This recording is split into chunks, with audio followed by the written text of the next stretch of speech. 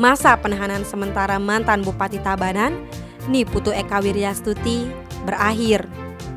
Namun sayang, kader PDIP Tabanan tersebut belum bisa menghirup udara bebas. Tim penasihat hukum yang digawangi Igede Wija dan Warsa Tebuana Rabu 3 Mei sempat mendatangi rutan Polda Bali namun gagal membawa pulang Eka Wiryastuti. Pihak petugas rutan menyatakan belum menerima pemberitahuan dari Jaksa Komisi Pemberantas Korupsi atau KPK. Gede Wija pada wartawan mengatakan, hingga saat ini pihaknya belum menerima keputusan kasasi dari Mahkamah Agung atas kasus dugaan korupsi suap pengurusan dana intensif daerah atau DID Tabanan tahun anggaran 2018. Sementara masa penahanan Eka sudah lebih 400 hari.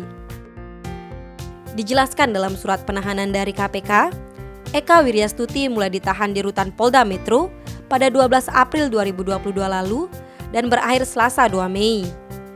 Sementara dari hitung-hitungan masa penahanan 400 hari yang diatur KUHP, seharusnya Eka sudah keluar pada 27 April lalu.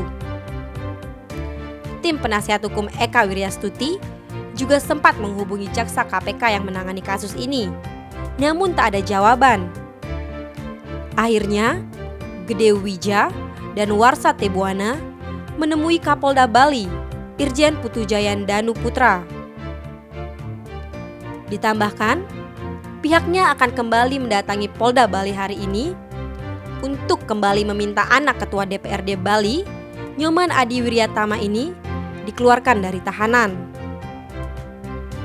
Sementara itu, juru bicara PN Denpasar, Gede Putra Astawa mengatakan belum menerima putusan kasasi mantan Bupati Tabanan, Eka Wiryastuti dari MA. Pihaknya baru menerima putusan kasasi mantan staf khusus Eka Wiryastuti yaitu Idewa Nyoman Wiratmadja. Terkait masa penahanan Eka Wiryastuti yang sudah berakhir, Astawa mengatakan seharusnya dikeluarkan dari tahanan. Seperti diketahui, Majelis Hakim Pengadilan Tipikor Denpasar, pimpinan Inyoman Wiguna menyatakan mantan Bupati Tabanan, Niputu Eka Wiryastuti dan mantan staf khususnya, Idewa Nyoman Wiratmadja dalam berkas terpisah, divonis bersalah melakukan suap pengurusan dana intensif daerah atau DID Tabanan tahun anggaran 2018. Dalam putusan, Eka Wiryastuti dihukum 2 tahun penjara dan denda 50 juta rupiah, subsidiar 1 bulan kurungan.